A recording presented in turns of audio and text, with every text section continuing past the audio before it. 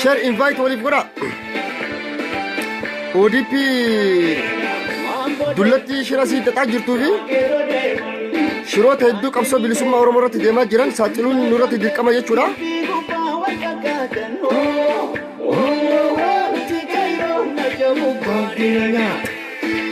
Buli qeerroo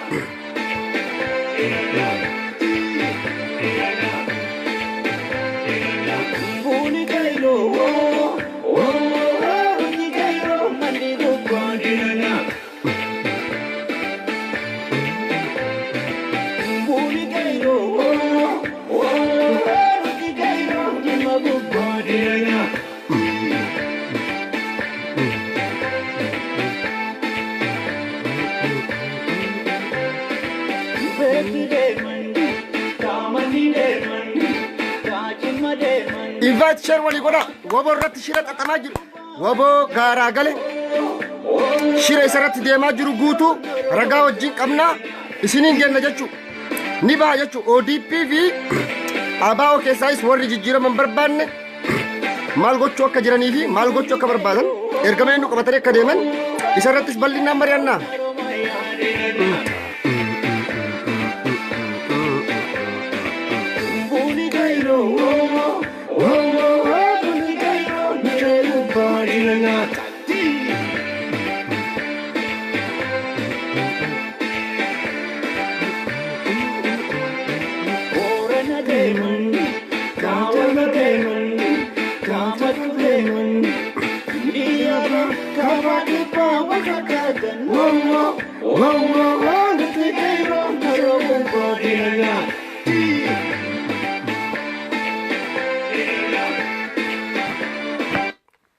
Ashama arkafune kabajamtoota fi jaalatamtoota qaqqaalii ilmaan Oromoo sadarkaa idil addunyaatti argamtan egaa akkuma beekamu qabxiiwwan sadan asirratti isiniif tarreessee jirra. Inni tokkoffaan qabxiin jalqabaa Abbaa Tarsiimoo fi Abbaa Qabsoo Bilisummaa Uummata Oromoodha. Hoogganaa keenya hoogganaa Tarsiimoo Oromoo uummataa fi miila waliin nu qabee injifannoo arraan tana arganne sadarkaa kanaan kan nu gahe kan ilmaan Oromoo onne fi hamilee nutti hore Jawaar Mohammed kana dhugaan haaluun hin danda'amu. Dhugaa isaas ammoo tokko lama sadii irraa tuqnee achi booda ammoo koree araaraa koree araaraa jechuudha. Abbootii gadaa Oromootiin hoogganamu haadha siinqee irratti irbuun isaanii seename irbuun diigamee jira. Yaamicha ummanni Oromootii fi abbootiin gadaa haati siinqeedha. Ummanni Oromoo waywaatee waboodhaaf godheef waboo akka galu godhe. Waboo galee irratti ammoo shira ODP fi warroonnummaan ammallee adda bilisummaa Oromoo keessa jiran warroonni lamaan waliin ta'anii ibaluuf dalaganii ibaluuf hojjetanii dubbachuu danda'uu dhabuun ni mala. Garuu dhugaa jirtu guutuu lafa siniikaa sammales ammoo Alamuu Simeedha. Ennu eessarraa eessatti maalirra jira eessa tura ka jirus irraa dubbana jechuudha. Jalqaba ka Jawaar irraa sinee gala. Egaa kan ilmaan Oromoo akkuma beekamu xinxalaa siyaasatii fi daayirektara Oromoo miidiyaa neetworkii obbo Jawaar Mohammed waltajjiiwwan baroota afran darban biyyoota Awustiraaliyaa, Kaanadaa fi biyyoota Awurooppaa garaagaraa irratti haasawa inni asiin dura gochaa ture ilmaan Oromoo qilleensa Oromiyaa bilisoomsuu irratti ilmaan Oromoo mataa fi miila walitti qabuu irratti qabsoo ilmaan Oromoodhaa tarsiimoodhaan masakuun mataa fi miila walitti qabuudhaan qeerroo dammaqsuudhaan hubannoo gahaa kennuudhaan sagantaawwan raabaatoree fi sagantaa garaagaraatiin nama jaarmaya kamuu caala sadarkaa akka addunyattu akka Afrikaa miti akka addunyattu nama saba isaa walitti qabee saba isaa gurmeessee saba isaa mataa ol qabee saba kamuu ol ልክ እንደ ጀዋር አይነት ሀገር ሰደርካ ጀደንቲ ወሮ አከኑ ገኑ ከኑ ጎለ ጢንጥላ ሲያሳት ቢ ዳይሬክተር ኦሮሞ ሚዲያ ኔትወርክ ጎተ ከና ጅቻ ከና ፊ ሆገና ቄሮ ሆገና ኡመተ ኦሮሞዳ Jawaar kan uummata Oromooti ka jaarmee tokkooti miti. Obbo Lammaan Magarsaa ka jaarmee ODP'ti.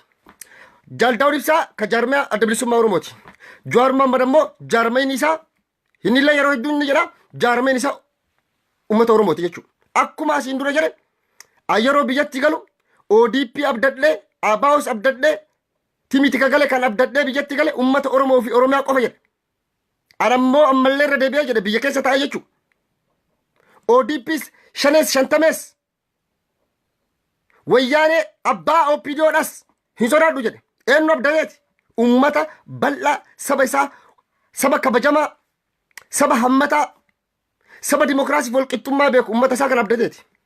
Dhugaa Jawaar haaluun hin barbaachisu. Jawaar akkuma dheengadda jedhe qabsootan qeerroo 5,000 ol ibidda azaabatti oofnee har'a ammoo qabsoo dhiigaa fi lafeen isaan fidan injifannoo isaan argamsiisan kana akka namni biraatti qoosu akka carraan kun diina harka diinaa bu'u kan harka alagaa bu'u akka jijjiiramni kun qabsoon kenna kun qalafamee diinni ittiin burraaquuf warroota gochaa jiraniif carraa hin kenninu ilaallu jedhe dhugaa jedhe. Odoo OMN hin jiraatini odoo Jawaar Mohammed hin jiraatini maaster pilaaniin arra carraan beekuun hundi miti arra minjaar jirti daangaa Finfinnee dhugaa hima dhugaa dubbachuun firummaan kuttu daangaa Finfinnee minjaar jirti daangaa Finfinneedha maaster pilaanii kana warri qindeessanii dhufaa guruuppeen nuti garee kumaa dammaqsaa fa'a Abdulaziz fa'a Alamuu Simee fa'a wayyaaneen yeroo ilmaan Oromoo 5,000 fixxu wayyaaneen kophaa siin fixne wayyaaneen kophaa siin fixne obbo Alamuu Simee fa'a kumaa dammaqsaa fa'a Muktaar Kadiir fa'a OPDO dullatti dhiiga ilmaan Oromootiin harka dhiqatan ka Geetaachoo Asaffaa caala ilmaan Oromoo fixan ka Geetaachoo Asaffaa caala duguggaa sanyii ilmaan Oromoo irratti raawwatan qotee bulaa Oromoo lafarraa buqqisan kan daangaa Oromiyaadhaa seeraan alatti cabsiisanii ijaarsisan OPDO dullattiidha jechuudha. Kanaaf Jawaar Mohammed itti gaafatamummaa qaba. Innis gadee jira dubbatee jira. Itti gaafatamummaa qaba jedhe responsibility. Qeerroo 5,000 ibidda azaabatti oofnee har'a ammoo abbaan barbaade miidiyaa fi jinnii hololaan qabsoo tana xalafuu hin danda'u qeerroo duraanatu lubbuun xiyyabaati jedhe. Jawaar Mohammed yeroo biyyatti galu nuundi maal jechaa turre. Jawaar hin galin atiin mootora qabsoo bilisummaa uummata Oromooti. Spinal cordii kenna jechaan turre waachaan turre haati tiyya kun Jarmanii irratti gaafatamee jira Jawaar. Jarmanii irratti gaafatamee akka biyya galle Jawaar asuma taa'ii nu qabsaa'ii hanga bilisummaa ta'e arganne akkuma ati baantu mirga abbaa biyyummaa kenna gonfannu asuma nu taa'ii atiin nugusa kenna atiin amiira kenna atiin hoogganaa kenna ati mangistii kenna ati shufeera kenna jechaan ture isa ture addaatiif gochaa jira malee shufeerri Oromoo Abiyyii miti. Shufeerri Oromoodha ka baabura Oromoo oofaa jiru Jawaar Mohammed dhugaa dubbachuudhaaf Jawaar Mohammed qabsoo bilisummaa nu arra arganne tana keessatti parsantii 95 ol isa taphate jechuudha. Silaarra OMN hin jiraatini Oromoo Firistiin hin jiraatini daangaan Oromiyaas jirti Oromoon arraas jira. Obboleewwan keenya ka shawaarraa arra silaaf maaster pilaanii miti koyyee ficcee fi jinni kana guutuun guuratanii tokko kana lammata Jawaar Mohammed ummanni Oromoo akka isa dhaga'u abbaa kamuu caala sila arra Jawaar jaarmee siyaasaa tokko jala ka jiraatu taate ummanni Oromoo qaccarraa qaccatti akka nan bahu. Akkuma deeggaraan ODP jiru deeggaraan kaafoo jira deeggaraan abaa'oo jira. Yoo arra obbo Lammaan irra baa jedhe deeggartoota isaatii fi miseensonni isaa bahuu ni danda'an. Jawaar garuu abbaa Oromooti. Mataa kenna hoogganaa kenna jechuudha. Kanaafuu dhiira akkanaa kana goota akkanaa kana qabaachuun qabsoo kennaaf isaa ta'uuti jaarmoota siyaasaa Oromootiif bu'aa guddaa qabaa jechuudha. Odoo katti beekan taate odoo katti beekanii itti fayyadaman taate bajjaazuut warqa indamadaa biqqottaraal jedhan warqii osoo harkaa qaban badhaasa rabbiin isaan badhaasa Jawaar rabbumatu Oromoo badhaase. Ummata kana waywaate sheekii fi qeesiin abbootiin gadaa duguggaa sanyii nurratti raawwatamaa ture. Silaa arrallee ilmaan Oromoo kun saara keessa dhumaa jira kun baara Yamanii dhuma kun Meeditiraanii dhuma hidhaa ajjechaa dararaan nurra dhaabbatti silaa arrallee hin dhaabbatti. Baqqala Garbaa afaan silaa hidhabaani Dr. Mararaa afaan hidhabaani qeerroof qarreen dhaabaati. Qabsoo kana OPDO fide ilmaan Oromoo 5,000 keessaa yoo xiqqaate 4,000 ol harka OPDOtiin warra ajjeefaman. Kana beeka harka OPDOtiin yoo ka yaadattan taate irreecha irratti konkolaataa sinaayifaratti fe'ee ka marxifatee dhufe koora bittinneessaa Oromiyaati. Laman dunno min washachoo koora bittinneessaa Oromiyaati. Agaaziyaa yidallam. Abbaa isaa yalla jedhee jira. Abbaa isaa yalla jedhee jira. Maree ture chabachabaw OPDO raasuu no jedhu dhugaadha. OPDO lafa chabachabde master plan gurgurattee jirti. Kanaafuu nuti Jawaar Mohammed tuquu ittiin dhiifnu. Wanni Jawaar Mohammed jedhe hunduu ni ta'a. Akkamitti ta'a? OPDOon dullattiin seeratti nu dhiyaachuu qabdi. ODP keessa qulqullaa'uu qabdi. Kanaaf Jawaar Mohammed hoggana uummata Oromooti. Shufeera qabsoo bilisummaa Oromooti. Spinal cordii kenne isa malee dhaabbachuu hin dandeenyu. Alagaa miti diinallee Oromollee kamu nu beeka jechuudha. Keessattuu meelala. Odoo Jawaar dheengadda hin jiraatin hixaan dheengadda darbamu sun arra eenyu jala tura. Daangaa Finfinnee kabajamaa. Takkaa ODP'n haga biyya Itoophiyaa jedhamtu san bulchitu yaade wajjin taate የፊንፊኔ የባለቤትነት ጉዳይ የሚለውን አጀንዳ አንስቶ አያውቁም። ተካ ጉየ tokko waa'ee ajandaa abbummaa magaalaa Finfinnee irraa Oromoo qabdu kaanuu sodaachaa kaasanii bara liyyuu tuqum irraasu jafarruu qodu qoshashaa fi ajaa jaran nuti darbaa sanuyyuu ODP sodaachaa kaasaa turte. Garuu namni arra ODP harka micciiree baxii fi bakaalchoo mukatti cabsine qeerrootti cabsi jedhee ummata Oromoo daqiiqaa takka keessa dammayse. Qeerroo bittinnooyitee jirti jedhan.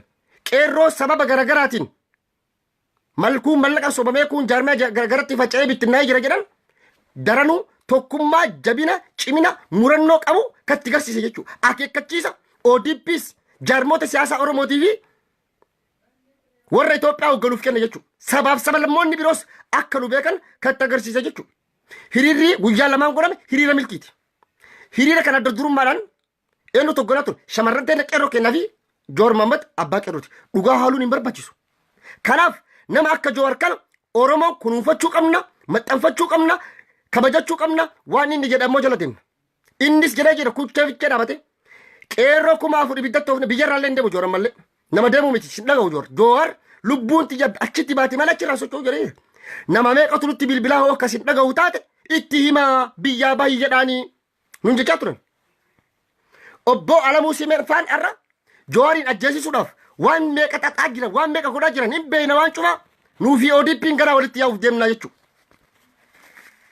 Amma naqarsaa kaansarii ummata Oromoo keessa jiru kaansarii qabsoo bilisummaa ummata Oromoo warroota gufuuti ta'an qabsoo teenna sakaaluuf qabsoo teenna akkasiin xalafamtu gochuuf harka diinaa harka alagaa akkasiin galtu warra godhuuf deeman hunda saaxiluuf deemnaa jechuudha. Jawaar Mohammed dhugaa jedhe. Ummata awwan dabdadda dhufe ummata Oromooti dhugaa. Qeerroo si wajjin jirti. Qeerroo dura du'a biyya asitti du'a malee hin bakkadu jedhe. Kana booda hin jiru jedhe. Responsibility qaba jedhe. Qeerroo 4,000 ibiddatti oofe jedhee barazaamatti. Arra namni akkas jedhee responsibility fudhatu jira. Namni guyyaa tokko responsibility qeerroo fudhatee dubbatee onnee dhaate jira. Dheengadda Gimboo sabaatti Abinii fi Jinniin tan caaccaatee akka talbatti magaalaan Finfinnee tan Amaaratu hundeessee biyya Itoophiyaa ijaaruu keessatti sadarkaa olaanaa leencaa akka qabu Amaara jedhanii warroonni irra caccaa turan jiranii irra. Warri isaatarra sadarkaa kamirra jiran? Warri isaatarra himataman seeraan himatamanii jiran. Duguggaa sanyiitiif ummata gurmeessuu kakaasuuf deeggaruu irratti. Kana human rightiin yookaan ammootinuu mirgi namooma biyyattii Itoophiyaa seeraan himatee jira. Kanaaf ragaan ammoo viidiyoo Morokoo fi ragaota hedduutu jira. Wanni Oromoo fi Amaara akka wallolan jari godhan. Kana hunda osoo jiru mataa ol qabee kaasiin nu gahe Jawaar Mohammed dhugaa Jawaar Mohammed haaluun hin danda'amu jechuudha. Oromoo guutuun Jawaar wajjin dhaabbachuu qabdan ammoo OPDO'n dullatti yoo kan qulqulloonni taate qabsoon bilisummaa Oromoo galman ga'u ce'umsi kun nagaan hin ce'u jechuudha. Ce'umsi amma deemu kun nagaan lagan ce'u jechuudha. Oromoo dammaqiitii kai. Obbo Alamuu Simee jechuun saayiba abdii illee ጓደኛ ጌታቸው አሰፋ qeerroo fi qarree ilmaan Oromoo hiisisaa ajjeesisaa dhiiga dhangalaasaa nama ture. Aayimee coomsi kun nagaa anaa coomu jennee callisne Oromoon hundi cufti ni beekna. Warra nama fixan kumaa dammaqsaa fi inni ilmaan Oromoo biratti yakka guddaa warroota raawwatan warra seerri international criminal court irra dhiyaachuu qaban jechuudha. Qeerroo sanbar Tigree fixe qeerroo sanbar Tigree TPLF hin jedhina. OPDO dullatti fixe jechuudha. Ka akka Muktar Kadirfaan hin jedhani ka agaaziin nama sagganaan lan jedhan. Guruuppii ma isaaniitu jechuu damee isaaniitu jechuu caasaa isaaniitu jechuu. Ardas obbo Alamuu Simee hundi keessan akkuma beektan Arsii keessatti isa ta'uuti bakka garagaratti kiraay sabsaabummaadhaan lafa Oromoo dabarsee gurguruudhaan qeerroo dorsiisuudhaan qabsoo uummata Oromoo kana sagaalchisuudhaan dhiiga ilmaan Oromoo jigsaa fi hidhaa akka ture ragaa hedduutu jira. Qeerroon dheengadda Arsii keessatti hiriira baatee eenyu rabbaan Jawaar rabbaani Alamuu Simee irratti baan.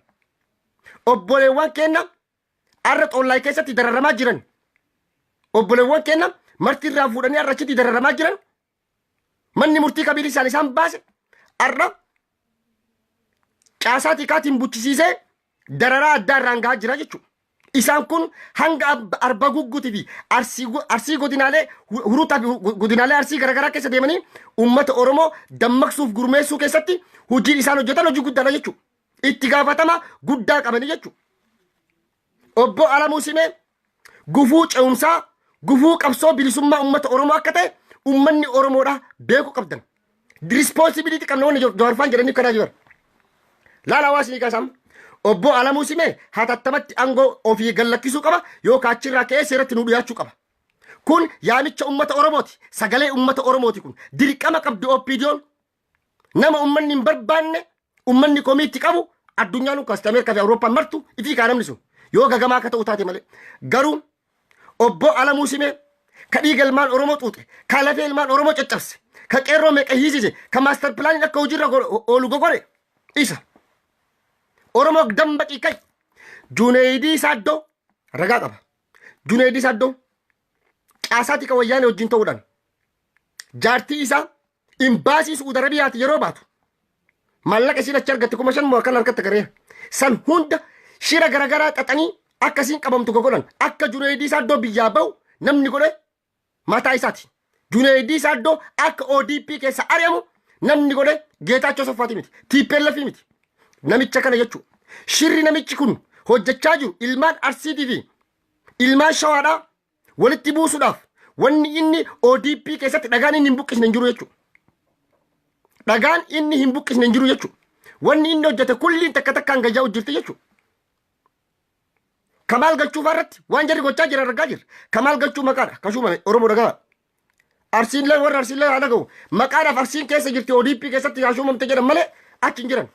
Takkaa biiroo seeneen beeku takkaa kamaal galchuu biiroo caasaati ka Oromiyaadhaa takkaa seeneen beeku teessoo gubbaa ta'een beeku maqaa qofa maarag no yamaarag intun nuti settachu jarri godinaalee Oromiyaa keessa deemanii dhaabbatan malee hin jiru aangoon isaanii kennamee takka illee hin jirtu kijiba kun.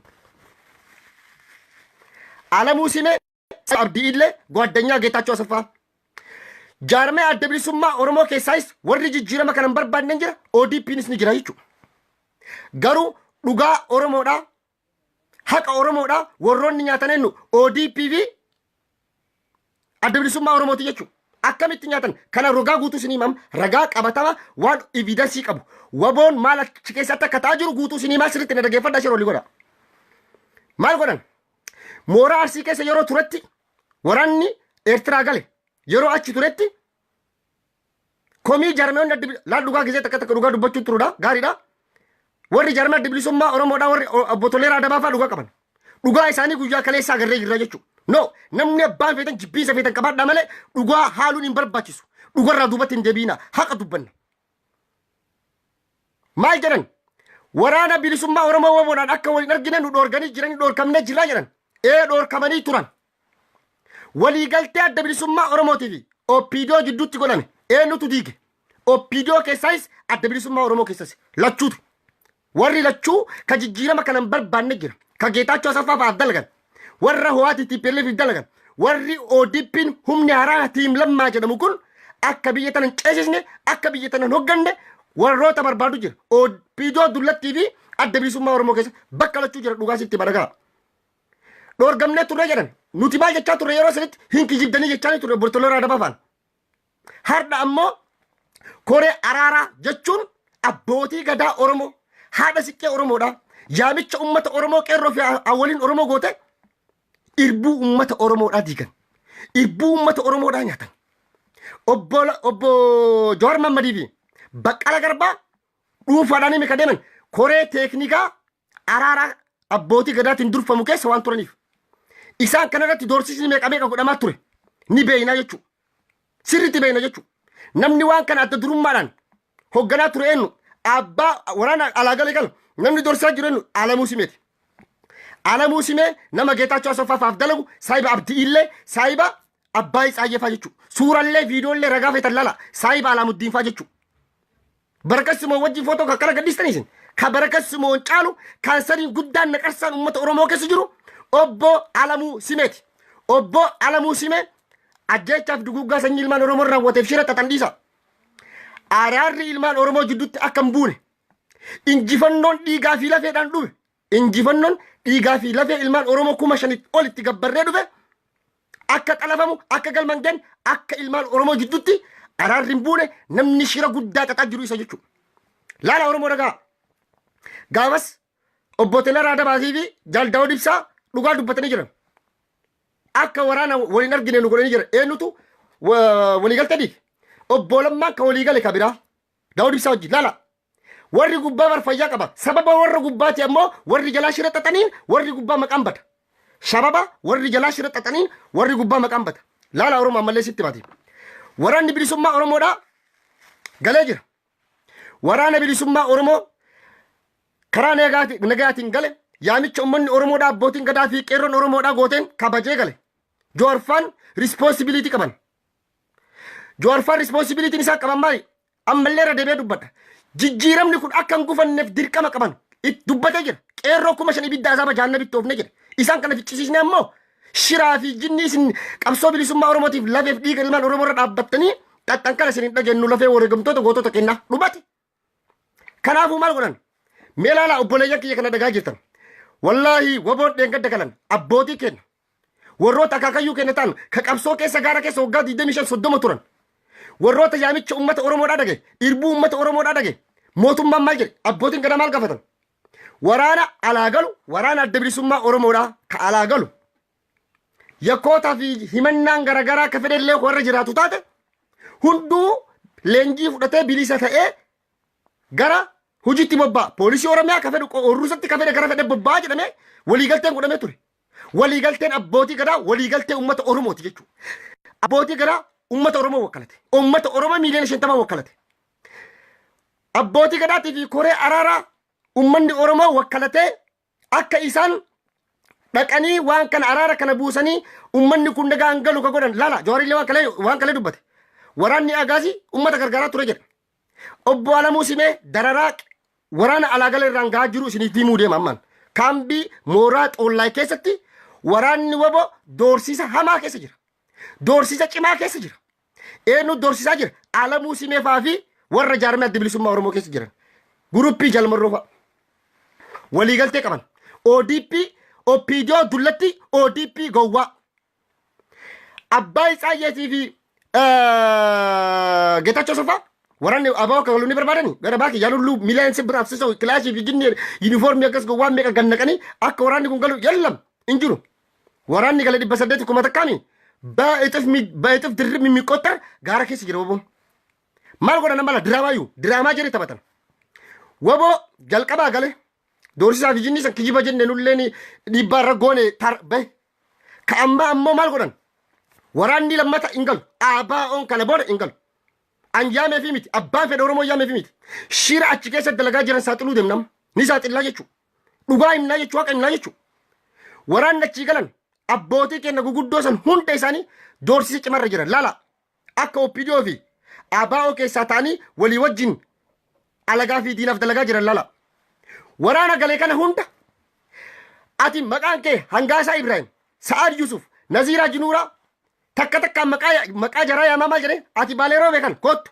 Baalee Roobee ati kakkana iddoo akkana turre seenaa jaraa guutuu daataa nama takka takkaan seenaa jaraa guutuu warra waraana alaa galee guutuu data jara guutu harka OPDO jira harka ODP jira eenyu dorsisa kana gochaa jira Alamuu Simeeti Alamuu Simee caasaati ka akkana ka doorsisaa jiru isa jechuudha.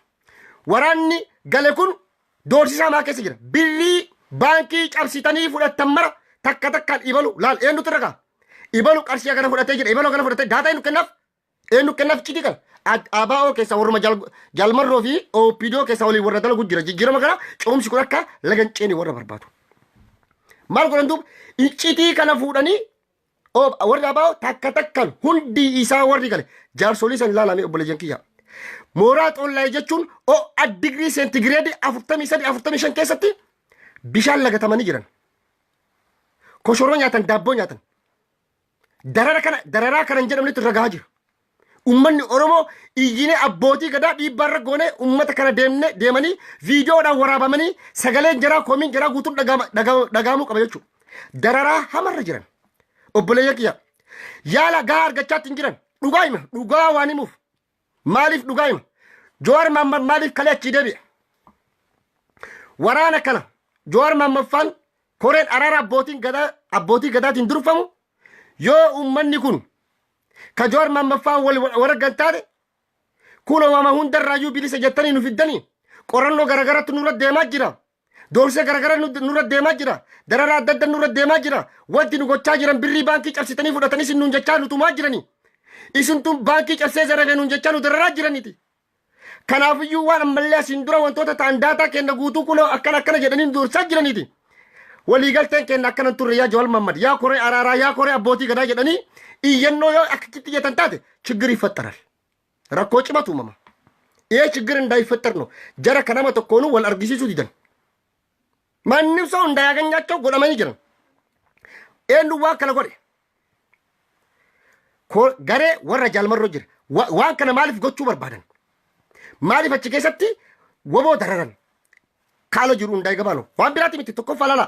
ውጭ ያለው ወራንዲ ከነ ቦደን ገሉ አባ ገዳ አይደለም ሺህ ሚሊዮን አባ ገዳ ቢመጣ ወራኒ አላ ጅሩ አከን ገለ ወራና ከነ ጅልቸኒ ጅረን ካቺ ዱራ ረት ለሽረ ተጠኒ ሚሬ ካርሲ ከሰት አልተሳካላችሁ በዚህኛው ግን ይሳካላችሁ እርግጠኛ ነኝ አንሹሪ ተስኒቲማ ከናን ኢትሚል ካንጀቹ ወቦን ጋራ ገለ ከኢርቡን ኦሮሞ ዳፊ ቀሮ ኦሮሞ አቦቲን ገዳቲ ሲቀ ኦሮሞ ሴንተፍ ኢርቡን ሱኑን ዲዲገመ ጅራ ኢርቡ ከነ ከዲገ ኦፒጆ ዱለቲ ከየኑ ነገርም Alamuu Simee faa kuma dammaqsaa faa caasaan jira gammaa keessa jira. Warra gubbaa tiim lammaa qofa laalinaa isin tiim lammaa addisuu argaatiif yookaan ammoo taayya danda'an laalinaa. Waan achi keessa dalagamaa jiru waan nama salphachiisu waan nama qaanfachiisu jechuudha. Nama obboleessa kiyya jedhee dhufee kabajaadhaan amaanaa ummataa jedhee Jaaldaawudillee gabbee ummata kennee jira jedhe waajiba ofirraa buusee jira Jaaldaawud ibsa. Jaaldaawud ibsa waajiba ofirraa buusee jira. Abbootii gadaa hoo afura darara ka kana booda illee hin beeku jedhe dhumatee jira bara. Alqolko dhufe amaanaa kilaashii fuudhee hoo jedhee obboleessa kiyya jedhee amaanaa sitti kenne. Yakka kamirraayyuu waan kamirraayyuu bilisa jedhanii amaanaa seenameefi waadaan seenameefi waadaan waraana kanaa seename dhibbaan dhibbatti diigamee jira. Namni diigeennu Alamuu Simee fa'a. OPDO dullatti eenyu keessa jirtu? OPDO dullatti ODP keessa jirtu jechuudha. OPDO dullattiin tu yoo kan qulqulloofne taate qabsoon bilisummaa Oromoo biyya nyaata daaraa nyaata. Oromoo qabsoon teennas galman geettu. Yeroo diinni kallattii garagaraatiin nutti xiyyeeffatee jirutti obbo Alamuu Simee faan yakkoota akkanaa kana obboleewwan keenna amaanaa ummataa yaamicha ummata Oromoodhaa dhagaanii dhufan. Amaanaa goototaa qabsoon tun akka sakaalamne qabsoon tun gartee harka diinaa akka seenne jedhanii amaanaa fidanii amananii kilaashii itti kennan doorsiisa hamarraan gaa jiran. Kana dhugaa dubbanna. Dhugaa dubbachuurraa duubatti hin deebi'an. Maaliif niwutiraal taanee deemu yeroo hunda shanee jechaa ooluun bu'aan qabu. Shanee keessaayis warra dhugaa qabu jira. Warra isiniif fakkaate. ODP keessaayis warra dhugaan deemu jira. Gara lachuutu ammoo jijjiiramni kun akka sakaalamuuf warra dalagaa jiru jira. Guruppii taanii. Mee diimaa labuu amma fakkeenyaaf diimaa labuu waraanaatiin gara keessaa dhuftee baalee roobeen waraana gara keessaa dhuftee maal akkati nyaachaa turte maal akkati dalagaa turte bakka kam akkati turte seenaa kee guutuu daataa kee guutuu wata nama tokkoon qorannoo sirra geggeessanii sitti himan. OPDOon xanqaayidha. OPDOon raagduudha. Daataa kana eenyu kenneef waan dhugaadhaan wal qabateen baankii yoo kijibarra kaanii warra baankii hin cabsin mee obboleeyya kiyya waraanni gujiidhaa dhufe baankii wallaga keessa qabeef muna gabbaa'u baankun sarrafa leelaa yammi keessa sibbat leelaa mallaqa baankii keessaa zaraftan fidaa jedhamanii doorsisni isaan irratti geeffamu sun doorsisni cimaa sun mee maal jedhamu Oromoo kiyya waan kana ummanni Oromoo hundi keessan gabbaanee balaaleffachuu qabna jechuudha. Amma fakkeenyaaf carraa isinii kenna diimaa labuu seensamee qoy amma waan fokkotaa waan fokkisaa obboleewwan keenya qorannoo jedhanii nyaata lagatamanii jiran dhugaatiin dhugan bishaan gaaniin kennamuuf doorsisa hamaa keessa jiran isaanii gaara keessa jiru hidda mukaa nyaatutu irra caalaaf firii ta'anii jiraatanii jechuudha. Dhugaa dubbachuudha. Wanti diimaa labuu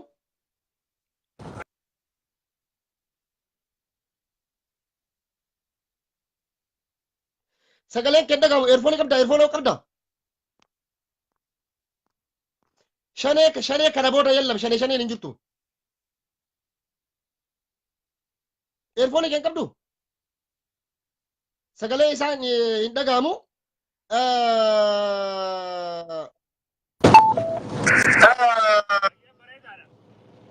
waan gaarii jirta hedduu waan garaa namaa meessu ni dhagahamaam sagaleen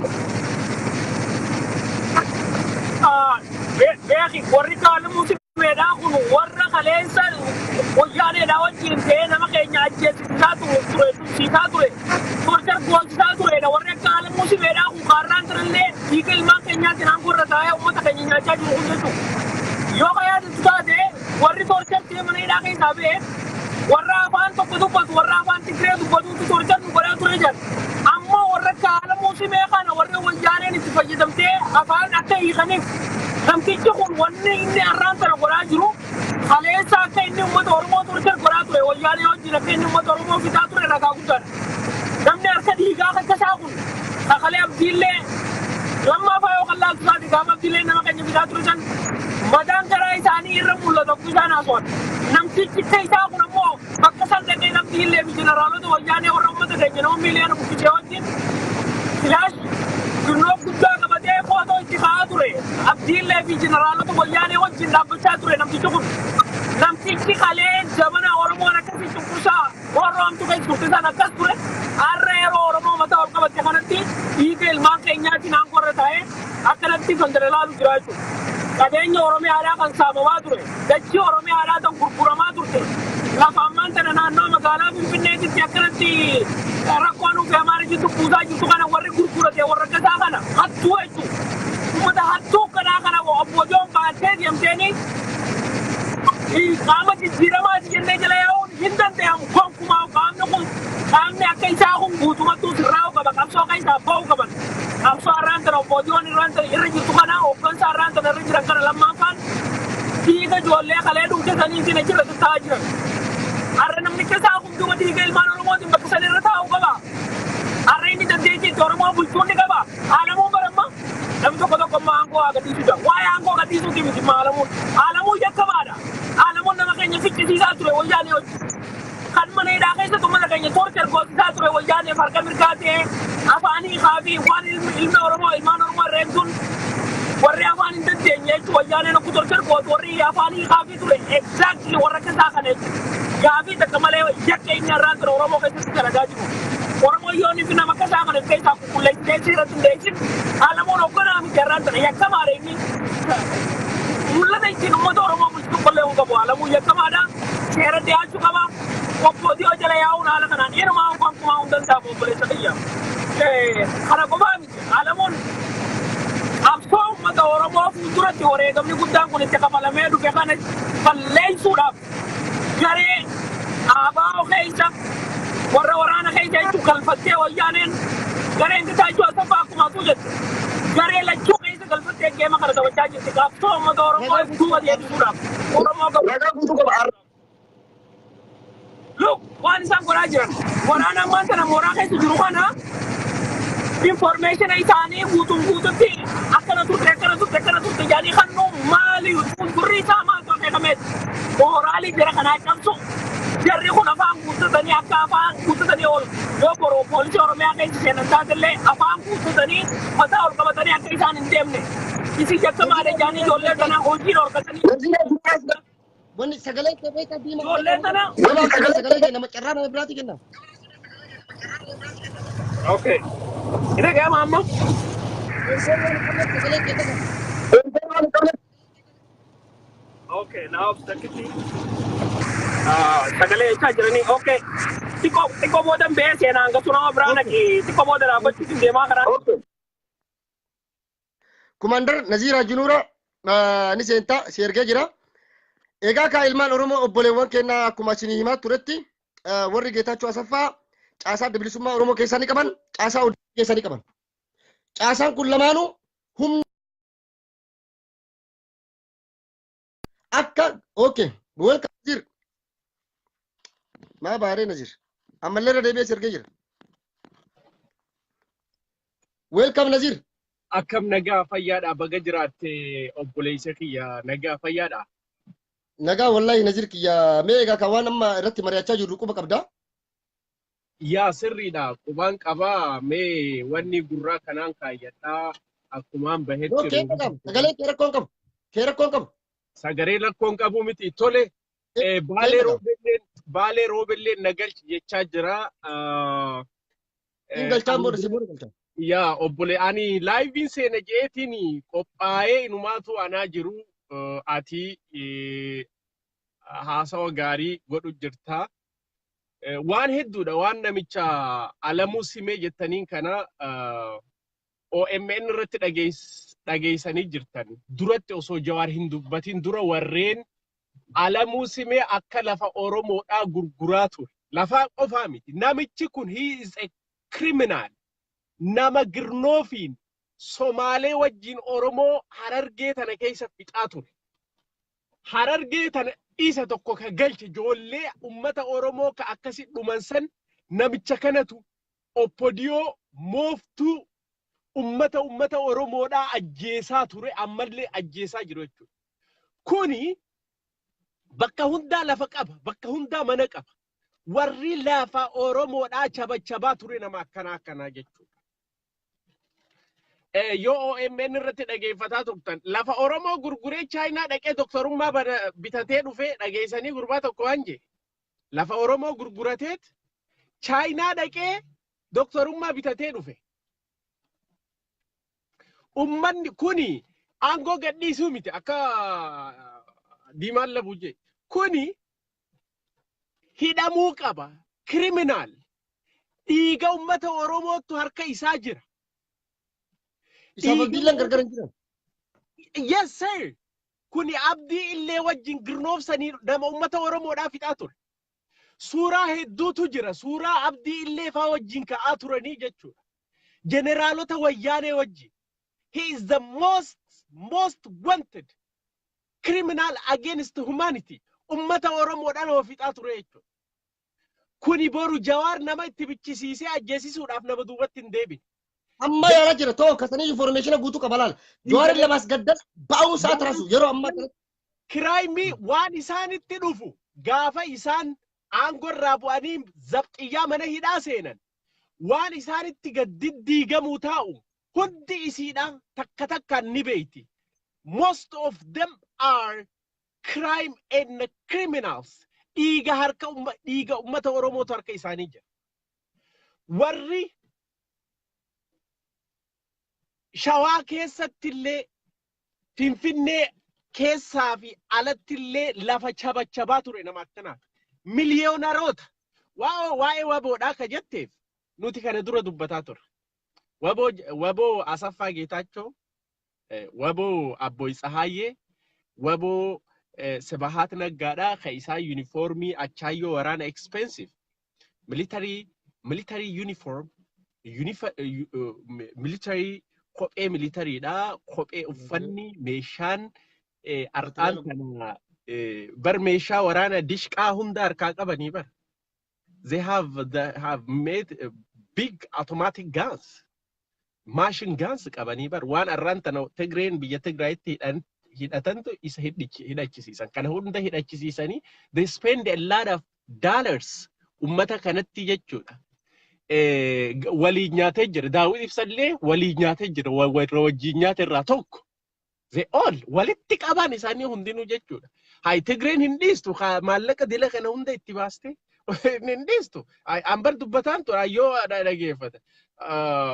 Waboon Geetaachoo Asaffaa waboon tana dura takkaa gaafa ummanni Oromoo waggaa 27 Tigreen qaxaqaxaa ajjeesaa turte. Gaafa irreechaa ummanni akkasi dhume takkaa hin dirmatin gaafa barattoonni Oromoodhaa akkasi dhuman yuunivarsiitii keessatti gaafa ummanni Oromoodhaa speeshaalii bara 2014 irraa eegalee Amborraa haga bara wayyaaneen cabxutti ummata Oromoodhaa ka akkasitti dhumaa ture. Rasaasaa miti fiinyaa takka fiinyaa afuuffaa kun afuuffaa durre yoo qalanii afuuffaattu ba takka itti taphattee ita afuuffaa fichaanii tanafaa afuufnee sanittu bar akkana hiikeeti itti taphattaa bar. So namni kana takka hin dhoosin afuuffuma re'ee saniiuu hin dhoosin waboon arraan tana ummata Oromoo bilisoomsuudhaaf matrees makiinaa wanni gubbatti matrees fe'ee deebi'u hin jiru. Waboo Geetaachoo Asaffaatii fi waboo Abboo Sibahaatii fi waboo wanni fa'aa osoo ta'in kuni waan akkanatti galanii miti. Wanni guddaan godhuu qabdan Jawaar akka eeggamu. Jawaar ni ajjeesiisa ummanni kun. Kanuma wanni hin jedhu haasa'u sittiin guddisuu baalee roobeen nagalchisiin jechaa jira nin argaa. Shanee as keessaa xaaxxaat jettu nin arga waan isaan barreessan. Ana yoo taate mana hidhattiin isaan galcha. Waan maqaa jijjiirratanii dhufa mana hidhaa kiyya kana guutuudha Qilintoo mana hidhaa bilookee jedhanii ani Qilintoo mana hidhaa kiyya nyaataniin kennaa fi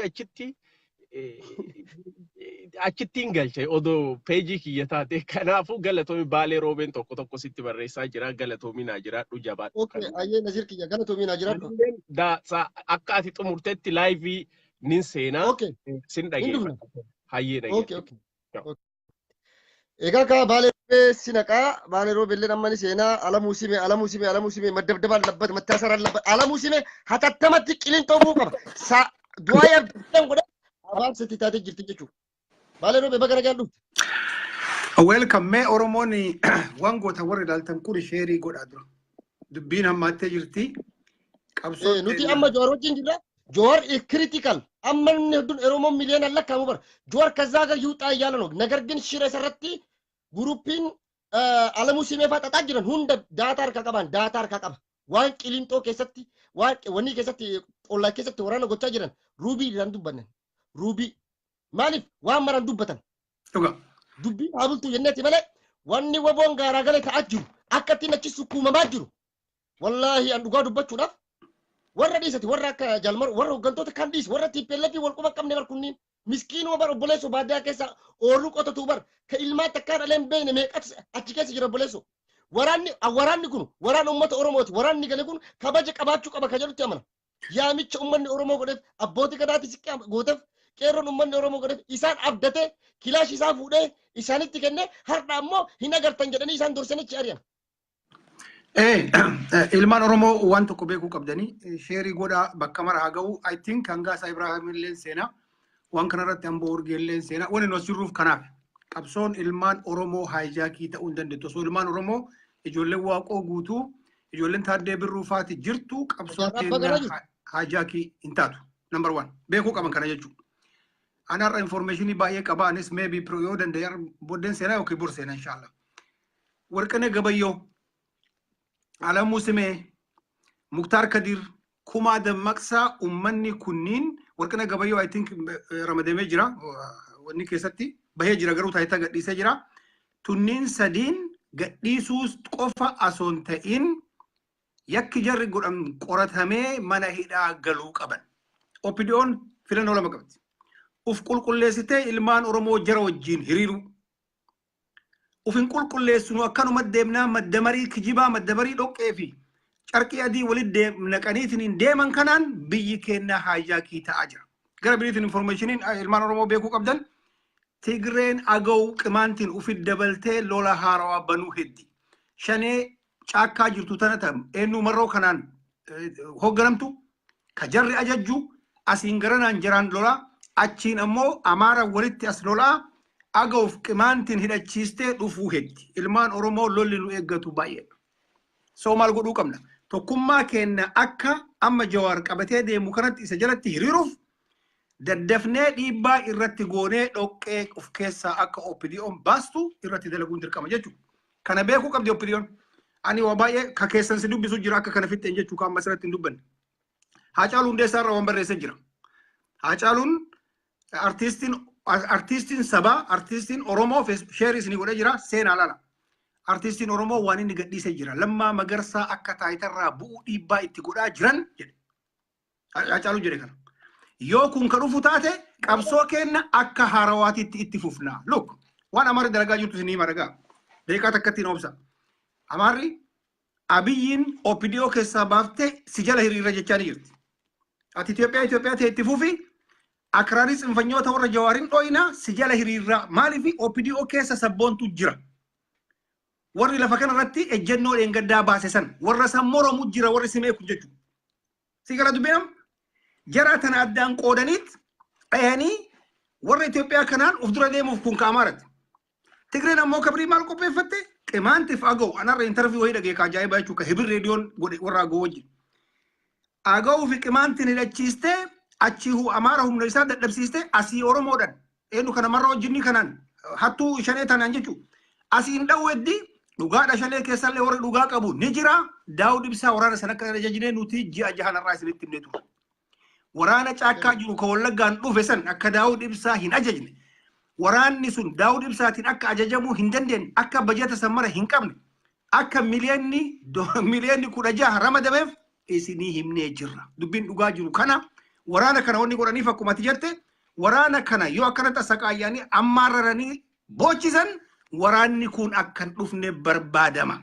Sigala dubbiin kana realitiin jiru kana warri ammas biratti baalerobe waan si gaafa dhalal anamma daataa qaba please waan online keessatti taa jiru ruubii isinitti himuun Jawaar faan kalee maaliif deebi'an waraana kana abbootiin gadaa Oromoodhaa akka jaarsaa ta'anii OPDO fi isaan gidduu deemaan turre waliigaltee Eertiraatti hin turre waliigaltee Eertiraa namni diigeennu ABO qofaa miti OPDO fi ABO keessaa lachuu waliigalanii diigan warri waliigalee diigu kun warra jijjiirama kanan barbaanne cuumsa kanan barbaanne warra teessoo of jalatti qabu deemu Jawaar maal godhe Jawaar Mohammed OPDO ammas Jawaarin akkanatti ajjeesuuf isa soytu isa nyaachuuf akkanatti isa soytu tana teessoo jalatti qabaan turre Jawaar uummata kana cinaa dhaabbaddaa tiim lammaa deeggaraa jedhee isaan kanaas hin baasne Jawaar inki jibe hin sobeen way sobeen Jawaar waan qabu hunda godhe guyyaa lamatti bar baalerobeetini minta sammaa arra bar ODP'n ibsa ejjennoo magaalaa Finfinnee irratti waa'ee daangaatii fi yaa mannet yaa Finfinnee baalabeetinna guddaa for first time taarika sii keessatti ejjennoo qabattee gabbaaste jechuudha. Kana ka godhe eenyu wanni dalagaa yeroo maraa Oromoo ka injifattuun shiraani. Number 1 Oromoo waan beekuu qabdu. Tokkummaa kana eenyu fide mee waan birii dhiisaati as warra Daawud Ibsaa yaamee qeerroon ka'ee akkasitti hin baha biyya maraa hin bahu. No, ammalal baalerobe as bira waa tokko lee gallu. Nuti anaasilleen ji'a jaha dura dubbachaa turre waraanni akka Jaal Daawud Ibsaa faan ajajamne. Jaal Daawud Ibsaa faanis maaloo faawulii waan tuqan qaban kana yoo ati kana goote du kana gabbaafna kana siin achiin seenee achiin baasna ምናምን የሚባል ነገር አለ waan beenudha garuu Jaal Daawud Ibsaa faan yeroo biyyatti galuuf deeman dhugaa dubbachuudhaaf haga tokko qulqullu bakka waan jarri laaqqatan hedduutu ture maanni OPDO lambar laaqqachaa turte hunduu ni laaqqata garuu amaanaa uummanni Oromoodha waadaa jechuun irbuu jechuun ay kabdim irbuu uummanni Oromoo seensisee waraana kana alaa yaame uummata abbootii gadaa amanee itti kenne akkamitti ilaaltanii jettiin OPDO mee kanatti bar rakkinni lawk asirratti waan dafa kanatti fin uumiti look OPDO'n tu wayita ijaaramtuu namoota akkamiin ijaaramte Muktaar Kadir Oromoo miti bar look kuma dammaqsaa'in OPDO tana irbuu eessatti sii beeka Oromoon ta'in irbuu ka beektu ati irbuu beekuuf Oromoo tahuu qabda safuu beekuuf Oromoo tahuu qabda rakkinni bulchiisni yeroo mana amma Amaarri nama akkam soqatti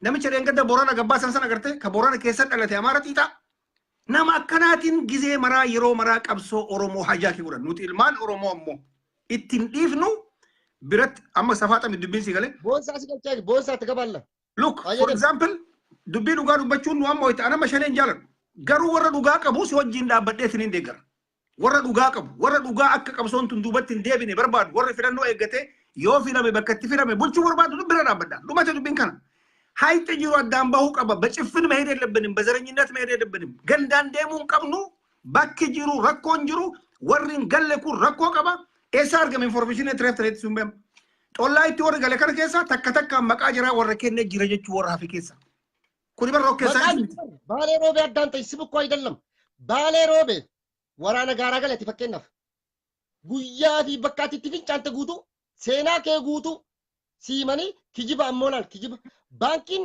kan zarafame wallagga keessatti ummanni kun waa'ee mallaqa sanii quba qaba mallaqa san hunda birrii miiliyoona meeqa sitti fuudhee fidaa jedhanii bardoorsise torchi gochaa jedhanii barumata isin addunyaa kuma qabdanii isin ummanni doorsiisa hamarra jira migiba laal qorshoo nyaatan daabboo gogaa bishaan OE digrii seentigireedii 42 bishaan hin kennamuuf bishaan laal qorannoo miti laal qorannoo miti laal caasaan tikaa haga federaalaa guututti takkaan hunda isaanii qorachaa jiran hunda isaanii dorsaa jiran hunda isaanii bireen hosh gochaa jiran ammoo torchi ጫሉ jechuu bar ዱላ ነው እንደምትጠብቀው አንተ የሳይኮሎጂ ስለ ልቦና ጥቃት እየደረሰባቸው ነው እኛም ለምንድን ነው ወራንድ ያላንገሉ ከነቦዳ ደቺ ቢሰሚን ኦሶ በቀይጤ ወቦን አለ ጅሩን ገሉ ዋላ ማመለ አስረከ ተለገማ ጅሩ አውቆ ተሰራበት ከደለገማ ጅሩ ቆሮሞ ወሊን ገለ ማልን ጎዱደን አባ ገዳ አከነምኒ ኡፍዱራ አመነ ጎዳማ ጅራን በለ አማች አባን ገዳ ገፍ ይሄን አመነም ወንጀል ደላይ ጀራ አመንተ ገልተ ጆለንቱ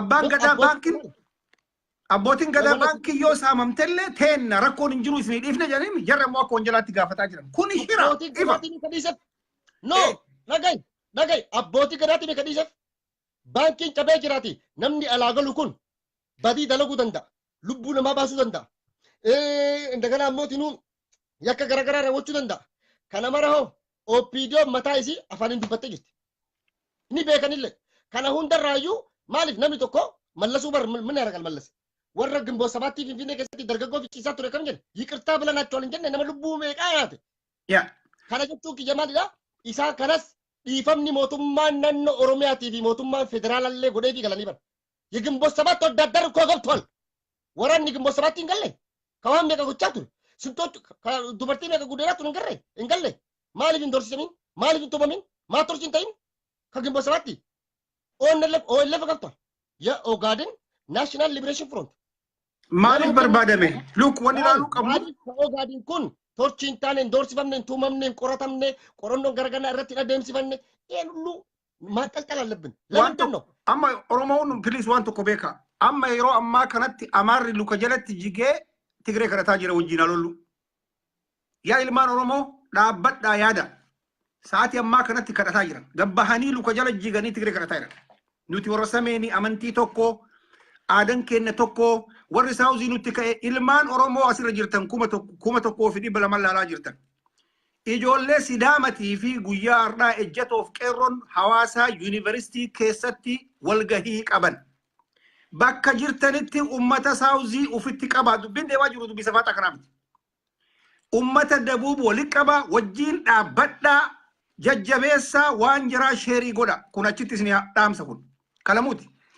wanni deemaa jiru safaaxa miti oromoon taayitarra bahurra warri sameenaa deebinu jedhanii kana godhuuf nuti yoo tokkummaa kenna uumne akka namni nu injifanneen beekan keessa seenanii nama akka Alamuu Simeetiin nu diiguun dirqama jechuudha maaliif Alamuu Simee kun taayitarra yoo wanni dalage wanjalli isaa guddaa waan ta'eef hidhaasina OPDO'n tu wanni har'allee itti dhaamnu as keessa jirti hin beeka wanni har'allee itti dhaamnu uf qulqulleessitanii ilmaan oromoo isin wajjin dhaabbachuu takka hin qulqulleessu nu nam tokko niinu haga irraa bara taayitarra dhufte guyyaa tokko chega buuftee OPDO hiikan hiitan agarree barnu kun jechuun jedhu mataan isii rakkoo qabdi nama biriitti carraa kenni keessan si dubbisa waa'ee lammaa magarsaa boosaa laqaa dhaamsa dabarfattoo qabatte jechuudha waa'ee maal irratti beektaa keessattuu critical wanni garaa nu nyaatu maali beektaa ifaajee fi waywaata isaan waywaatan Jawaarfaan abbootiin gadaa haati siqqee akkasi caffaa qabattee baatee yaa Oromoo yaa qeerroo uummanni Oromoo akkasitti iyyee aadiin irbuun seenamee fi yeroo irbuun sun diigamu sanuu koree teknikaatiin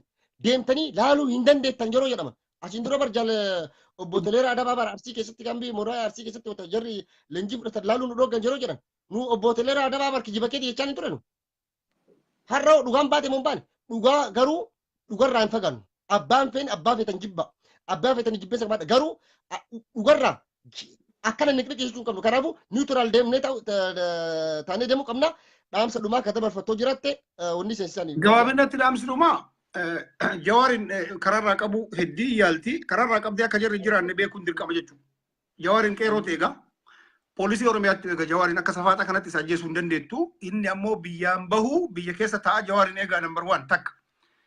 Kalamuu ilmaan Oromoo tokkummaa keessan wayita eeggattan kuni zarii kiyya kun gosa kiyyaa dhiisaa gara maraayyuu kaballeesse saaxila baasaa OPD irratti dhiibaa godhaa jara kan akka qabdee hiite ilmaan Oromoo jara amantu yoo jara kana keessa ariitee taayitaa keessa dhiisuu osoo hin ta'in yoo keessa ari'anii dhiisan Geetaachoo Safaatee dabalaman.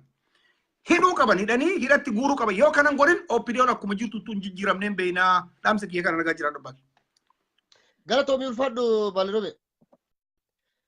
Egaa kabajamtoota fi jaalatamtoota ilmaan Oromoo qaqqaalii sadarkaa addunyaatti argamtan irra deebine ashamaa isin hin jenne. Wanni nu jennu qabxii addaan baafadhaa beeka. Abbaan feetan jibba. Garuu dhugaa haqa haaluun hin barbaachisu. Waraanni bilisummaa Oromoo waboon yeroo alaa galu kabajaan yaamicha uummanni Oromoodha abbootiin gada haatti godheen gale. Waraanni kun yeroo galu booji'ameeti miti. Kagale. Waraana booji'ameeyyuu qorachuun hin dandeettu. Booji'amaa waan ta'eef jechuudha. Seera addunyaati kun. Booji'amee jira. Qorannoo adda addaa waan tokko gochuu dandeetta malee qorannoo diippilii ga'eessa gadi seenanii mallaqa baankii haganaa isittuu fuudhee bakka mallaqni jiru sun himi jedhanii bar torchii nu jennu torchii tumaan hin seenaa. Yesaayikoolojii sila nibboonaa xiqqaat akka isaan jedhanitti torchii sammuutu jira bara. Kanaafuu boonsaa baga dhufte qoy boonsaa las gabba'u. Boonsaan seente kun seeni.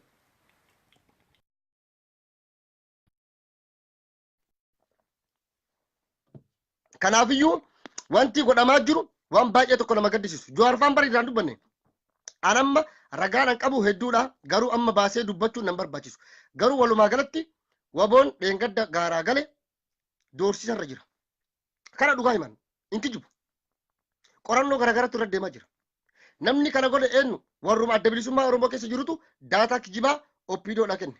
Kan dhugaas ni jira akka kijibaas jiraachuun ni mala. Sababa sanirra dhaabbatanii ammoo waraana irra tokko irra deemaa qorannoon irra geggeeffamaa jira. Waraana qorannoon irra geggeeffamaa jiru. Waraana nyaataa fi dhugaatii irraa lagatan. Waraana o'a saaraa san keessa jiru. Bakka sana Jawaar maal jedhe kale o'i waan jiruuf ganamaan dhaqanuun jedhanii jedhe. O'i digirii seentigireedii 42 ol bakka jiru bishaan dhugaatii irraa lagatanii nyaata isaan akka nyaanne godhanii waan kana hojjechaa turtan kana dalagaa turtanii ammallee nama waan kana hojjechaa jiruu fi kana dalagaa jiru hima maaliif kana godhan waa lamaaf godhan tokko waraanni ala jiru yoo kana dhaga'een gala hin galu waraan ala jiru ammoo jaalmarroon maal jedhee isa sabbakaa kana booda kun waraanni asiin dura galeelleen akkanatti miidhamaa jira akkana torchi ta'aa jira akkana tumamaa jira namuu galuu ni sodaatan dhiifamni godhameefii jira jedhanii abbootii gadaa Oromootiin akkasitti kabajaadhaan galee garuu amma ammoo keessa deebi'anii irbuu ummataa waadaa ummataa yaamicha ummataa sagalee ummataa OPD'n nyaattee jirti. Eenyu kan nyaate Alamuu Simee fa'aa guruppii jara. Guruppii OPD dullatti ABO keessas ni jiran jechuudha. Biyya san wadalayyalla tukkatinaa bixibba jechuun biiti sun akka hin taane akka taatuuf warroota shira dalagaa jirutu jira. Waraanni galee bara andi waraana kuma tokkooni 800 fa'imi waraana kuma takkan gaa. Waraanni addi bilisummaa Oromoo qabu waraana 2,000 qofa. Silaa qabaatee waraana 2,000 no waraanni addi bilisummaa Oromootiin hoogganamu yoo xiqqaate waraana hedduudha. Kumaatama hedduudhaan lakkaa'amu. Kana booda ammoo waraanni galu hin jiru. Hin galu. Maaliif gala? Alaa miti barka jedhu. Kana dhagahaa akkamiif gala? Kana godhaniif maaliif? Akka waraanni ala jiru hin galleef. Hagasi ammoo namoota biraallee malaa waraana keenya galee akkana gochaa jiran jedhanii waan adda addaa oofuudhaaf jechuudha. Kun injifannoo uummata Oromoo kana kallattii jijjiiruu barbaadu ni jira. OPD dullattii keessa ni jira. Eenyu fa'a obbo Alamuu Simee fa'a nama abdii illee wajjin ta'e ilmaan Oromoo buleeyyan kana argee baalee fi Booranaaf ciisaa ture. Maaster Pilaan irraa kaasee namni wayyaaneen qoy ilmaan Oromoo kuma shaqqeerroo fi irra deemte fitte. Yeroo ayyaana irreechaa sinaayifarii makiina irra fe'ee ka amaamaa maratee dhufe sun uffatee nuufata koora bittinneessa poolisii mootummaa naannoo Oromiyaati. Sanuun uummanni Oromoo dhiifama godhee fi har'allee ammoo as deebi'anii araarri akka ABO fi Oromoo jidduutti hin buune shira Alamuu Simee gochaa jiru argitan. koree araaraa abbootii gadaa achi ari'uu jechuun tuffii caaluu jechuudha. Oppiidoo warroota yakkamtoota akkanaa kana ka irbuu sabaa nyaatan irbuu sabaa warroota nyaatan amaanaa ummata warra gane gantuu oppiidoo jechuudha. Akkasuma ABO keessallee gantuu ABO jirti jechuudha. Gantuun bakka lachuu jirti. Kana beeka. Namni tokko amma Saad Ismail gaara dhufa fakkeenyaaf gaara dhufe nama haaraa arra kilaashii kiyya abbootii gadaa Oromootti kennadhe. Bor mooraa leenjii seena. Mooraa leenjii wata seenu bar hamileen na godhame nyaata gahaa naa kennaa uffata asin dura bakka gaarii ciisteen beektu jechaa ciisicha gaarii naa kennanii uffata gahaa uffachaa nyaata gaarii nyaachaa bishaan gaarii dhugaa leenjii fudhadhee hamileedhaan akka gara kora bittinneessaa Oromiyaa haa ta'uutii poolisii Oromiyaa jookkano hin jiru kun marti ta'ee hojiitti seenuuf kan dhufan garuu wanni diraamaan achi biratti dalagamu waan biraati. Waadaan isaanii seename ka biraati. Yoo waadaa sii seename kana mara yaamicha uummata Oromoo dhageettee OMN irratti TV gargar irratti interviisi godhanii bakka namni martuu si dhagee abbootii teenna jaarsu takkanaa way uuu siin jedhan. Garuu wata amma achi dhuftu qorannoon ka biraati. Ati shiftaadha. Ati ikaleedha. Akkana gochaa turte bakka kanatti akkana goone akkana gochaa turte daata kana mareen nu kennaaf warruma ABO'tu kennaafi ka deebi'ees qoratu ammoo waluma keessa jiran jarri. Eenyu dalagan? Nama jarri dalaganii ni beektan guruupii lachuu jechuudha. Kana garri lachuu badii qaban. Tokko irraan kennu. Oppidoonis ABO keessas warri gaariin ni jira. Oppidoo keessas akkuma tiim lammaafaa namni gaariin ni jira. Kanaafuu Oppidoo dullatti fi shira warra faayidaa fi bu'aa dhuunfaa jala deemu mara ABO illee keessa baasuu qabdi. Kanaaf waraanni bilisummaa Oromoo amma gale kun baankii zaraftee jirta maallaqa akkanaa fudhattanii jirtan bar baankii Boorana keessatti zarafamee mara gaafachaa jiran Boorana keessatti baankii kamtu zarafame waraana achii dhufellee kophatti gaafachaa jiran. Yoo waraanni kun ammoo arra ka Jawaarii wal argan taate wanni isin nuun jettanii nu barreessitanii TVdhaan waywaachaa turtan ka biraa wanni nu asitti agarru ka biraa. Wanni nu gaafachaa jiran qorannoon garaagaraa nurratti deemamaa jiran nyaata qabnu dhugaatiin qabnu kana hoo ka dhagaan taate achi biratti rakkina uumamaa jechuudha. Rakkina kanaaf akka Jawaar mammaffaan waliin argamne godhaman. Wanni deemaa jiru waan fokkisaa, waan fokkataa, waan irraa bataati. Kana ka godhu nama adaraa uummata Oromoodha. Irbuu uummata Oromoodha. Dhiiga qeerroo fi lafee ilmaan Oromoo fi lafee gootota Oromoodha dhaabbatee injifannoo uummanni Oromoo amma argate kana dabarsee ilmaan safaariitiif yookaan ammoo ilmaan TPLF fi aangoorratti deebisuudhaaf taate malee bu'aan isaan argatan tokko hin jiru jechuudha. Hundi isaanii yakkamtoota waan ta'aniif yoo aangoorraa kaafaman Geetaachoo Asaffaa maal jettan isin? Oromoo Geetaachoo Asaffaa soqinaa. Geetaachoo Asaffaa ka caalu Alamuu Simeeti. Ka ilmaan Oromoo ficcisiise. Ka ilmaan Oromoo hiisaa ture. Harka isaatiin Geetaachoo Asaffaa mootummaa naannoo Arsii keessa dhufee Baalee keessa dhufee siidhaa jira. Booranaaf Wallagga Shawaa deemee siidhaa jira. No. Abbaa maal akkanumaan Geetaachoo Asaffaa jechaan olii laasin. Namni badaan urkus naqarsaan kaansariin guddaan dhullaan jechuudha. Dilluun namicha kana Alamuu Simee hataattamatti seeratti nu dhiyaachuu qaba.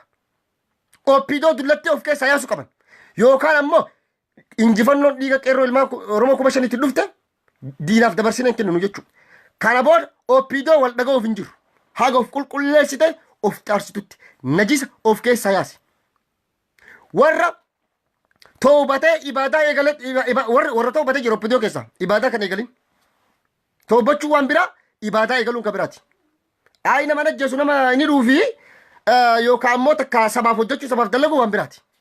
Kana booda uummata Oromoo yeroon itti soban darbee jira. Yeroo ibsa jannatuun uummata Oromoo sossoban hin jiru. Haga Jawaar rabbii jiraachise Oromoon ni jiraatti. Yoo inni ammoo karabbiin silaa jalatti godhee Oppidootuun itti martifattee jirtan. Jawaar waan takka ta'e Alamuu Simee irraan buun. Alamuu Simee ammoo Arsii keessatti hin dhalanne Arsii nama maqaa Alamuu Simee jedhu hin qabduyyuu. Maqaa Arsiitiin nama naqatu nama ammallee ilmaan Oromoo Arsii fi Shawaa walitti buusuudhaaf ODP keessatti shira kanan jedhamne dalagaa ture arralleetti jiru. Namni Junaydii Saaddoo biyyaa riisiseenu Alamuu Simeeti. Junaydii Saaddoo lamna inni agarmoto. Inni qalla tokko. Sinti nagar indasarra. Jaartii isaa lachuu qallitti itti danisiseenu. Namni ilmaan Oromoo meeqa dorsisaa tureenu. Qeerroo meeqa ficciisaa tureenu Alamuu Simeeti jechuudha. Kana isiniin jechuu barbaada. Galatoomaa ulfaadhaa wayyamaa ilmaan Oromoo injifannoo kan uummata Oromooti. Tokkummaan keenya haa cimu. qabsoon ta'e nagal mangenne qabsoo dhoytu nuafa diinni nu maxxafachaa jira wayyaaneen bifa haaraan ka'aa jirti biyya irraa battee warroota isaa wajjin dalaguuf alatti hafee jira akka waraanni kun hin galle shira warraa siixataa jira abbootiin gadaa Oromootu uffatamanii jiran irbuun abbootii gadaa Oromootii seename diigamee jira irbuun Eertiratti seename diigamee jira irbuu kanneen eenyu diige ABO fi ODP dha ummata Oromoo nagaa dhooguuf ummata Oromoo kutaa fi gandaan addaan qooduuf ummata Oromoo afaan fajjeesuuf ummata Oromoo afaan godhanii wal keessa nu garagalchuuf injifannoo ummata Oromoo biyya nyaachisuuf qabsoon ta'e akka galman geenne nu godhuuf ce'umsa kana gufachiisuuf ce'umsa kana danquudhaaf baabura gulufaa jiru IC kanarraa maqsuudhaaf wanni ABO keessatti warri ABO keessa jiranii fi ODP keessa jiran waan jedhe gochaa jiran akkana jedhee hagaree isinitti himee jira isin dubbadhee jira waraanni alaa dhufe qorannoo cimaa itti gaggeeffamaa jira waraanni alaa dhufe miidhaan doorsiin adda addaa irra godhamaa jira dhugaatiin qabu qorshoroo nyaata daabboo goggoyduu nyaata bishaan gahaan argatu dhugaatii miidhamaa jira qorannoon mootummaa tika federaaltii fi naannootiin irra gaggeeffamaa jira kana hunda uummanni Oromoo beeytanii hubattanii abbootiin gadaa Oromoodha amma waa tokko sibira dubbachuu barbaada dhumarratti abbootiin gadaa Oromoodha waraana kana hiiksisee jettanii Jawaar farratti Baqqalaa Garbaa farratti yookaan abbootii gadaa Oromoo irratti quba qabu warri barbaadanii jirtu warri quba qabaa jirtanis ni jirtu kun eksi dogoggora guddaadha Jawaar sitti mee jira lubbuun xiyyaasuma duuti malee biyya tana keessaan bahu qeerroo 5,000 ibiddatti oofee jedhe maaliif ani responsibility qaba jedhe ani dirqama halaftinata qaba jedhe responsibility yeroo kana jedhu maalirra dhaabbatee jedhe Jawaar Mohammed qabsoo dhiigaa fi lafee ilmaan Oromootiin dhufne dabarsinee hin kenninuudha sababa OPDO fi ABO walloltuun qabsoon kun diinni dhufaas gidduu akka seenneef dirqama godhuu qaba dirqama waraanni kun uummanni kun lamaa walitti araaramu taate nagaan qabsoo kenna chaptara biratti cenetti fufna jechuudha yoo kun kan taane ammoo namaa asitti rakkoo uumamaa jechuudha kanaafuu Jawaar faan araara buusuudhaaf abbootii gadaa wajjin deeman koree abbootii gadatu isaan kana filate Jawaar adan lamee as gabbaa'u yaamicha Oromoodha yaamichi qeerroodha uummata Oromoodha Jawaar faan isanuma garuu Jawaarratti qofa Jawaarratti maxxansuun yookaan indan no yoo akkasii master plan amma lammaffaa kana maashin dhaabsin achii dhufee lama isaas qomalle ODP maasirraa dhaabin ODP agarraa yaamichaatti gochaa turte afaan keefaan federaalaa gojinni maasii daletti maasii hojjette haga Jawaarsii godhe kana diinni akkasitti afaasitti banu naannoo kee dhufee haga akkasitti afaan keessi banee miidiyaa meeqan holola meeqasirra oofu takka namni sirraa deebise jira OBN maal si gabaasaa jira OBN miidiyaan OPDO boqqolloo si gabaasaa jira malee waa'ee qabsoo waa'ee mirga abbaa biyyummaa keetirraa maal si gabaasaa jira Oromoo waa'ee mirga abbaa biyyummaa keetirraa maal si gabaasaa jira maal si hojjechaa jira maal si dalagaa jira kijiba yoo taate malee ibsuma ejjennoo OPDOon baaste saniyyuu seeraan dubbisuu nama hin dandeenye baatu si dubbisa achi taa'ee uummata feekii jechuudha kanaafuu wanni Oromoon beekuu qabdan tokko koreen araaraa abbootii gadaa Oromoo waajiba isaaniif irraa buusanii jiran kana booda waraanni biraan illee galu abbaan gadaa miliyoonni illee osoo dhufe akka waraanni sun abbaa gadaa kana booda Oromoo keessatti hin amanamne godhuudhaaf abbaan gadaa Oromoodha haati siqqee Oromoodha Oromoo keessatti akka hin amanamne Oromoo biratti hin amanamneef responsibility isaan itti ofitti fudhatanii waraana kana alaa galchan akka uummanni Oromoo ija shakkiitti ilaalu shira ODP fi ABO keessa warri jiran caasaan Geetaachoo Asoffaa dalagan waan kanan jedhamne Oromoo ganaa arguu teettan waan hedduu dhaga'uuf deemtan waan hedduutu gadi bu'uuf deema waraanni mooratti gale qorannoo cimaa keessa jira doorsisa hamaa keessa jira kan kana godhu caasaa Alamuu Simee Seeraaf abbootii gadaa koree teeknikaatiin akka waliin agarree godhamanii waliigalteen jira malee sa'a barbaadetti abbaan barbaade dhufee waraana leenji'aa jiru ni argara egaa namni alaa dhufe bar maatii isaatiin namni mana hidhaa qalleetti qilleenxoo jiru wallan godhu abdiillee maatii isaatiin wal argatti hin jiru ka dhiiga ilmaan Oromoo meeqa dhuge ka Oromoo miliyoonaan buqqaase maatii isaa nyaata fidanii hin argan waraannis mooraa leenjii jiraami jaartiin isaa maatiin isaa ilmaan isaa yoo yaadanii bira dhaqan arguu qaban kana hunda dhoggaban waraana mooraa jiru jaartiin isaa ka bira dhaqee ari'amtee jira waraana mooraa jiru ka ilmi isaa bira dhaqee ka ilmi irraa ari'amee jira afoo waan dalagamaa jiru akkana kana jedhee isinitti himu wanni hunduu yeroo qaba gabbaa hin dhageeffattan ni caqastan arguuf jirtan. ODP keessa isaa ta'uti shanee keessa waan godhamaa jiru. Abbootii gadaa Oromoo akka nama namne godhuuf jibbisiisuuf fokkisiisuuf waan jarri hin godhin hin jirtu. Jawaarfaa isintu waraana galchee Jawaarfaatu waraana galchee hiikkachiisee akkana goosisee minaamin hololli biraan akka deemuuf pilaanu tajaajilu. Kana amma Oromoo irratti dammaqe. Jawaar irratti hololli addaa deemuudha. Abbootii gadaa Oromoo irratti hololli cimaan deemuudha. Propaganda hamatu irratti dalagamaa jira. Abbootii gadaatii fi Jawaar mammaffaa kana hunda beektee dammayitee Oromoo akka hin tashawwanne. Kana kan godhu eenyu caasaa warra kaan lachuu keessa jiruu fi kaan jechuu. Kana ni beekna jechuu. Uummanni dhugaadhaan hojjechaa jira. Dhugaa Oromoodhaa, irbuu Oromoodhaa, haqa Oromoodhaa eenyu nyaatee argaa jira. Kanaafuu ka amma boodaatiif uummanni Oromoo itti qophaa'a. Uummanni Oromoo itti qophaa'a. Nuti bar akka Oromoo jidduutti araarri nageenyi bu'ee ilmaan Oromoo dhiigaa waliin jiksine. Akka ilmaan Oromoo Oromatti hin dhoosne jennee lallabaa turre. Araarri haa bu'u, araaramanii haa galani. Karaa nagaatti namuu karaa dimokiraasiitiin haa qabsaa'u. Sagaleedhaan uummataan haa filatamu jenneeti malee kaan deeggarraa kaan goggochaati miti. Kanaafuu OPDO keessas naqarsa dildhuu jiru keessa yaasa. OPDO dullatti uummata dildhuu, uummata quuqama sabaa dantaa sabaa hin qabne, uummata bu'aa isaanii jala qofa gulufan. Nama dheengadda adda Abiba Hajii achi buqqiste 12,000 san lafa saneen nu cabachabe. Abbaa isaa yeroo alko inya dallanim የጨበጨበ ኦፒዲዮ ነው ዱጋሳት እውነቱን ነው ኦፒዲዮ ጨበጨበ ለፈሰን ጉቱ ሴራላና ለፈሰን ጉቱ ነመኩመ ኩዳላማ ኦል ሰፋሪ ዳፍ ነምኒ ለፈ ጉርጉረቴን ነው ጉራቻን በጨረቃም ቢሆን በጅኒ በቁልቋል በቦሌም በባሌም ኤኑ ኦፒዲዮ መታሲት ኦፒዲዮ ነው ዱለቲ ካካ ኩማ ደማክሳ ፋጅራ ካካ ሙክታር ከዲር ፋጅራ ካካ አለሙ ሲሜ ፋጅራ ኡመታ ዲጋ ኦሮሙማ ዳን ቀብኔ ናሱ ኡመታ ኦሮሞን ቀብኔ ናሱ ጢቆሌ humanity ilmu manamaatiif warra hin qabne jechuudha. Uummata akkana kana ammoo abiyyiif jala oofa. Ka akkana kana zammaariifaa minaamin. Kanaafiyyuu wanni Oromoo waan nama yaachisu. Uummanni Oromoo garuu qeerroon deeggadha injirraa agarsiisee jira. Kana booda tarkaanfiin isaanirra fudhatamu ni beekama jechuudha. ODP waan isiin dalagaa jirtu hin qalladina. Jawaar irratti abbootii gadaa Oromoo irratti kijibsiisuuf waan isaan gochaa jiran arguu jirtan. Jawaar kalee dallanee hin dubbanneera. Munuun tanaa gara hin dubbanne. Namni mi'atiin abbaan kee waggaa 20 gaara keessa ture abbaa kee waggaa 15 waggaa 20 argin har'a takkittii tan abbaa kee argu akkamitti dhoogan abbaateen indattai akkanuma jedha waan iddoo laasoo hin barbaadu nagaatti naa jiraadha ilmaan Oromoo oduu haaraa qabannee guyyaa borii walitti deebina nagaa keessa naa jiraadha gaa Naziirfaas namoonni hedduunis hangaasa afaan isin dhufan na fakkaata namoota hedduun ni hordofna gaa.